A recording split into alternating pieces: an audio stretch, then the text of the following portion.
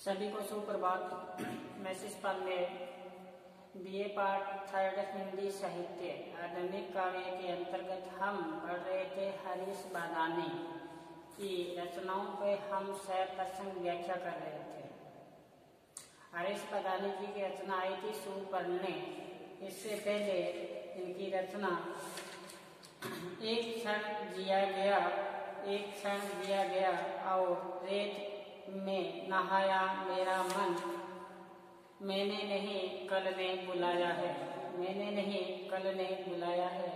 ये रचनाएं थी हरीश बादानी जी की। रेत में नहाया मेरा मन, रेगिस्तान की रेत राशि से पीड़ित जन जीवन की यहाँ पे एक मार्मिक जाति प्रस्तुत की थी। फिर एक क्षण जिया गया, इसमें कवि ने वर्तमान जीवन की जो विविधता है उस पर नए ढंग से यहाँ पे अभिव्यक्त किया। अब हम जो पढ़ रहे थे सुपर्णे के अंतर्गत कवि ने बताया कि सुपर्णे हार मत मानना। एक सुपर्णे पक्षी जो सुंदर पंखों वाला एक दिव्य पक्षी के रूप में यहाँ पे उपस्थित करके कवि ने हमारे अंदर एक नई ऊर्जा का संचार किया है। कवि ने बताया कि उड़ना मत हार सुपर्णे कि आकाश में सदैव उड़ते रहना है, लेकिन हार नहीं मानना है। अपने कार्य में क्या रहना है? लीन रहना है। अपने कार्य में लीन रहते हुए चलना है। रास्ते में बाधाएं आए, लेकिन उन बाधाओं से हमें विचलित नहीं होना है। तो कवि ने बताया था कि आकाश जो विस्तृत आकाश है, उस विस्तृत आकाश में आपको ऐसे बाज भी मिलेंगे जो आप पर क्या करेंगे? अटैक करेंगे, हमला करेंगे, लेकिन फिर भी घबराना नहीं है। बाज भी आएंगे। और फिर बताया कि आसमान में बादलों से बिजली आप पर गिर सकती है। आया था ना, पड़े कड़कड़ाती, फिर भी जाने कौन दिशा से गाज। पता नहीं कौन सी दिशा से आपको ऐसी गाज गिर सकती है, लेकिन फिर भी अपने रास्ते में सदैव अडिगी रहना है, रास्ते में विचलित नहीं होना है। तो कवि ने बताया कि आपको आखिर तक शिकारी कर्कश लिए हुए, बाण साधे हुए भी मिलेंगे, लेकिन उस पर ध्यान न देते हुए अपने मार्ग में सदैव आगे से आगे बढ़ना है। कदम को रोकना नहीं है, अपने रास्ते में आगे से आगे प्रगति के रास्ते पे चलना है। तो कवि ने बताया कि कितने ही संघर्षशील बनकर सदा मुसीबतों से जूझते हुए आगे बढ़ने की यहाँ पे रूपक के माध्यम से हमें प्रेरणा दी है।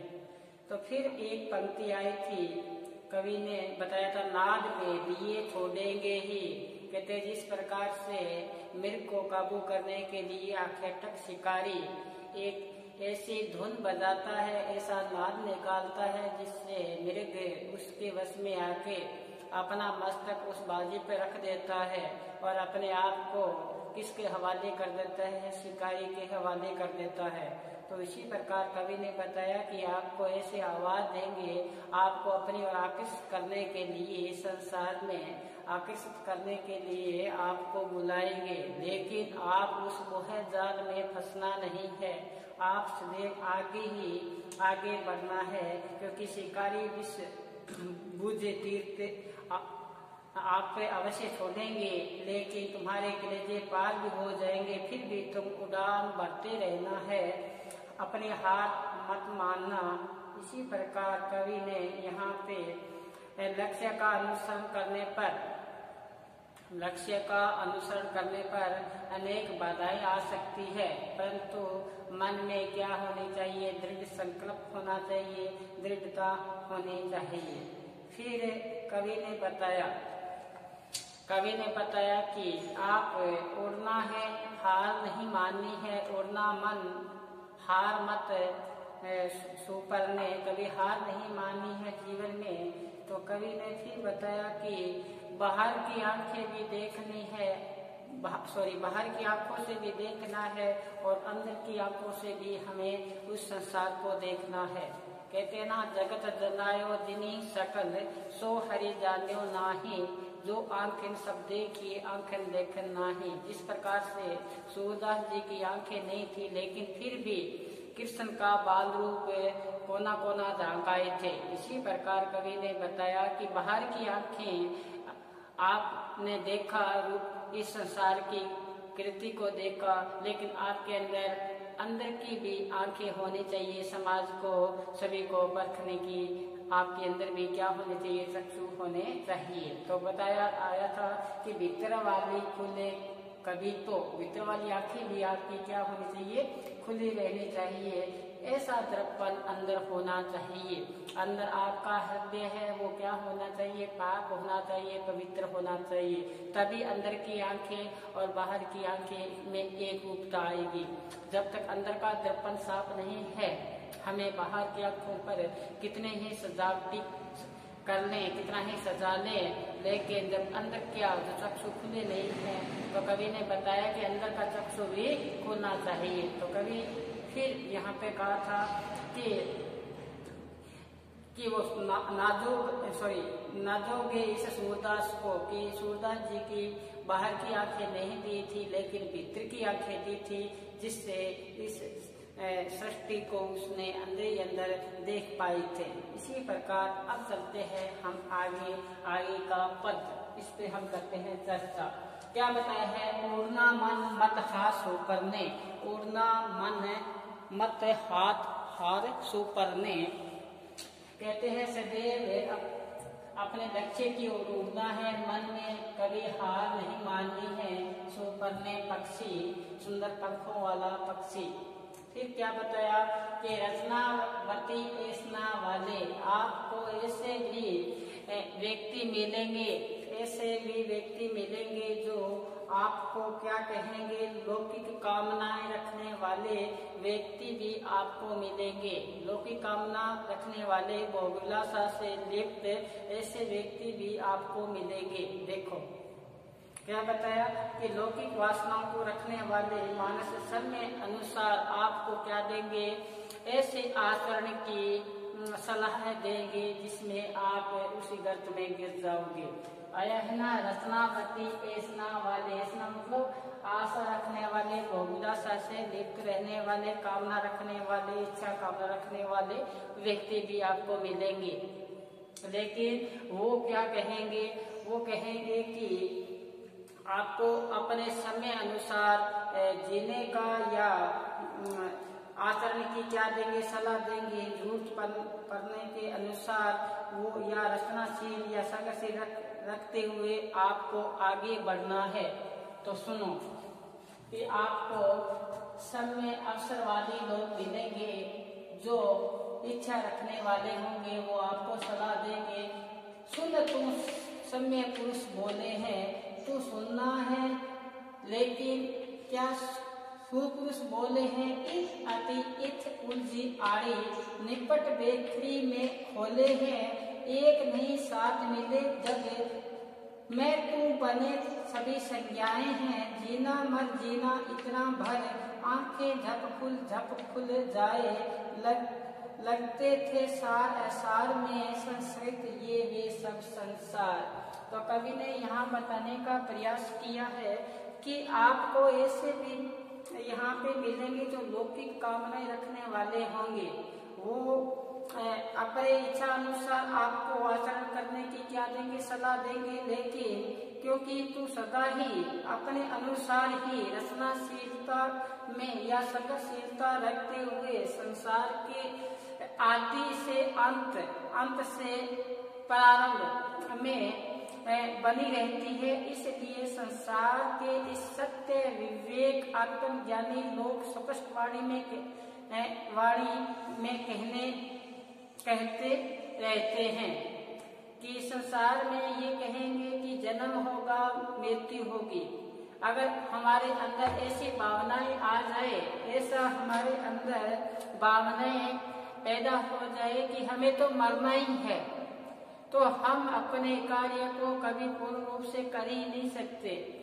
इसलिए कवि यहाँ कहना चाहता है, मूल उद्देश्य कवि का कहना चाहता है, जीवन में हमें जीना और मरना जरूर है, लेकिन उसी में हमें आगे से आगे अपने रास्ते में चलते जाना है, रास्ते में रुकना नहीं है। तो कवि ही यहाँ रहस्य को स्पष्ट कर देते हैं कि सातों इंद्रियां स्वरूप को व्यक्त करने लगती है, तभी कोई आकृति या नाम का स्वरूप का निर्धारण होता है। प्रत्येक पदार्थ या वस्तु या प्राणी के लिए जो संज्ञा का जो प्रयोग होता है हो पाता है।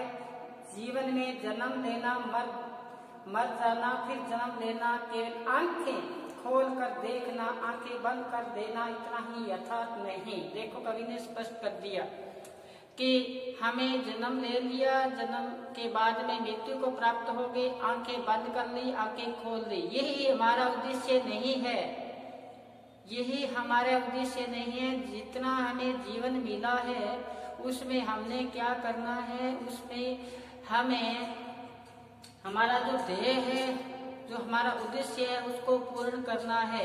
कितना जीना थोड़ा ही भला, जीना हमें जीवन छोटा ही मिल जाए, लेकिन उस जीवन में क्या करना है, हमारे उद्देश्य की पूर्ति करना है, न कि निराशावादी बनकर हमें बैठ जाना है।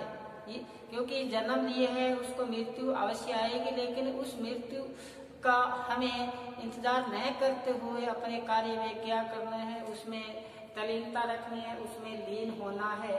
तो आंखें बंद कर लेना या आंखें बंद कर लेना यही हमारा यथार्थ नहीं है, ये तो बिल्कुल क्या है, सारहीन है, ये सारहीन है। अर्थात जन्म मरण पुनर्जन्म आदि क्रियाएं एकदम क्या लगती है, सारहीन लगती है हमें। कब, जब हम कार्य में क्या होंगे, लीन होंगे। तो कवि ने यहाँ बताने का प्रयास किया है कि लौकिक क्रियाओं का चलते रहना संसार चक्कर कहलाता है। लौकिक क्रियाओं का चलते रहना ही जीना मरना इतना भर झप खुल कि जीना मरना इतना नहीं है कि आंखें खुल गई, आंखें बंद हो गई। जीवन में यथार्थ कार्य करना है, क्रियाकलाप है वो करते रहना है, लौकिक क्रियाओं को चलते रहना ही संसार चक्कर कहलाता है। तो आगे बढ़ते रहना ही उचित रहता है। कवि ने बताया कि हमें अपने पथ पर आगे ही चलना है, आगे बढ़ना है।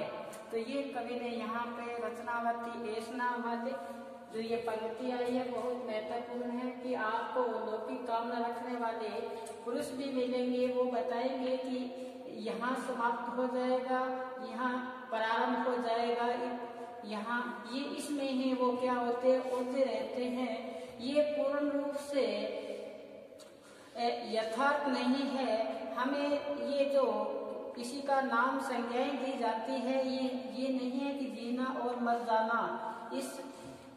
इस संसार के चलते हुए हमें क्या करना है, हमारे जो कार्य है उसमें लीनता तलीनता रखनी है, यही कवि ने यहाँ बताया है। संस्कृत ये वे सब संसार, इसी में संसार क्या है, संसार की क्रियाकलाप होता है।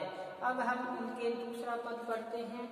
ओढ़ना मन मत हास उपरने, ओढ़ना मन मत हास उपरने, ओ नीलाई आंखों वाले, ओ नीलाई आंखों वाले, तेरा धर्म उड़ान भरना है। सबको साक्षी रख रख तुझको सांसों सांस सिरजते रहना है। जो देखिए सब हम रूपी, सब रूपता सब में रम जा तू, गुल मिल जा इसमें गुल जा तू, तू इस विस्मय के अंशी है, तेरे होने का ये है सार। बहुत महत्वपूर्ण एग्जाम की दृष्टि से आता है एग्जाम में। ये कहते हैं उड़ना मन, सदैव उड़ना है, अपने लक्ष्य को प्राप्त करना है। रास्ते में कितनी बाधाएं आए, आपको हार नहीं माननी है। मत हार सुपरने, कभी हार नहीं माननी है। आपकी जो आंखें हैं वो नीली आंखों वाले पक्षी ऊपर ने, तेरा धर्म तो क्या है, उड़ान भरना है। तेरा धर्म क्या है, उड़ान भरना है, सदैव आगे बढ़ना है। सुंदर पंखों वाले पक्षी, तू उड़ान भरते से हार मत मान जाना। तेरा धर्म, तेरा कर्तव्य है, वो क्या है, उड़ान भरना है। निरंतर गतिशील बने रहना है, सभी कार्य का साक्षी रख। तेरा धर्म उड़ान भरना है, सभी कार्य को क्या रखे, साक्षी रखकर तुझको सांसों सांस सिरजते रहना है। तुम्हें क्या करना है, सांसों सांसों का क्या करना है, सर्जन करना है। अर्थात सदैव सचेत रहकर आगे बढ़ना है। सदैव सचेत रहकर आगे बढ़ते रहना है। सचेतनता, गतिशीलता, संघर्षशीलता को देखकर मानव आत्मरूपी बन जाए।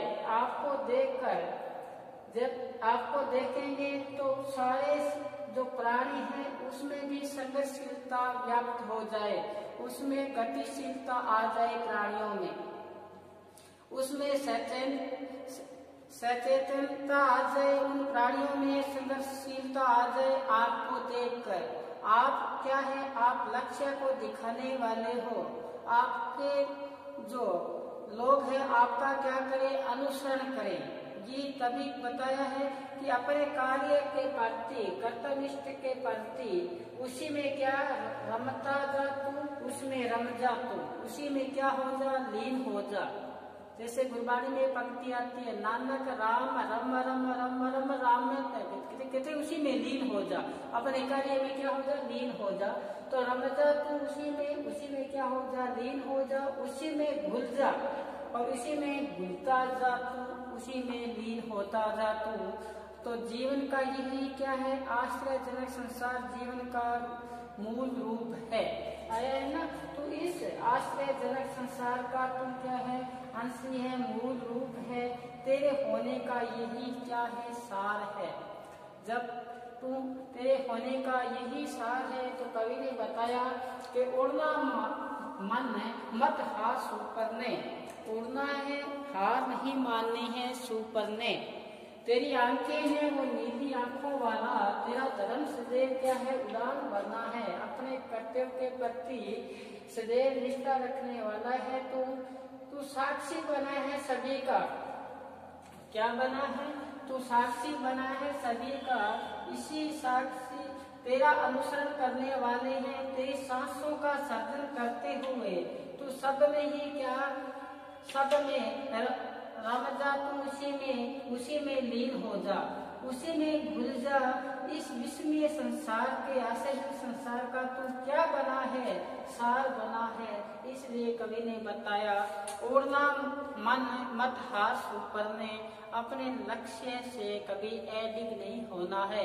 क्योंकि तुझे लौकिक ऐसा रखने वाले, लौकिक कामना रखने वाले पुरुष आपको अपनी इच्छा अनुसार कार्य करने की क्या देंगे, सलाह देंगे। लेकिन तू अपने भीतर की आंखें खोलकर, बाहर की आंखें खोलकर तू उसी में लीन हो जा, उसी में रम जा। तो तू सभी की क्या बन जा, संज्ञाएं बन जा। ऐसा इतना ही नहीं है जीवन में कि जीवन दिया है, मर जाना है, इसी में हमें लीन नहीं रहना है, हमें आगे बढ़ना है। संसार की क्या है, हमें आगे बढ़ना है कि इस सब क्रियाओं का जो जन्म लिया है, मर जाना है, इन क्रियाओं का संसार में क्या हुआ है, विस्तार हुआ है। अर्थात लौकिक क्रियाओं का चलते रहना संसार चक्र कहलाता है। तो ऐसी स्थिति में कामनाओं से मुक्त होकर, हमें कोई कामना नहीं रखते हुए मुक्त होकर आगे ही आगे हमें अपने प्रगति मार्ग पर चलना है। तो इसलिए कवि ने बताया कि तेरा धर्म क्या है, उड़ान भरना है। तेरा धर्म उड़ान भरना है, तू साक्षी बना है सभी का।